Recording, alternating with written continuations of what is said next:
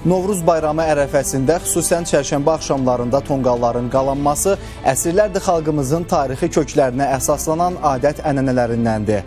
Amma bu bayram ritualını yerinə yetirən zaman yanğın riskinin olduğunu da unutmamalıyıq. Xüsusilə binaların həyətlərində, avtomobillərin yaxınlığında, eləcə də meşə və yaşıllıq ərazilərdə tonqalların qalanması ciddi təhlükə yarada bilər. Tonqal qalanması zamanı yanğın təhlükəsizliyi qaydalarına əməl olunmaması arzu olunmaz və acı nəticələrə yol aça bilər. Vətəndaşların diqqətinə çatdırırıq ki, bayram tonqalı tikili, avtomobil, elektrik naqili, ağac və digər yanar əşyalardan ən az 50 metr kənarda yandırılmalı, tonqalın ətrafına yığışan azyaşlılar mütləq böyüklərin nəzarətində olmalı, tonqal üzərindən atılarkən ehtiyatlı olmalı, tonqal tam sönənədək nəzarətdə saxlanılmalı, süfrələrdə yandırılan şamlar nəzarətsiz qalmamalıdır. Təəssüf ki, hər il Novruz şənlikləri zamanı ehtiyatsızlıq səbəbindən yanğın, xəsarət alma və əmlaka ziyan vurulması halları qeydə alınır.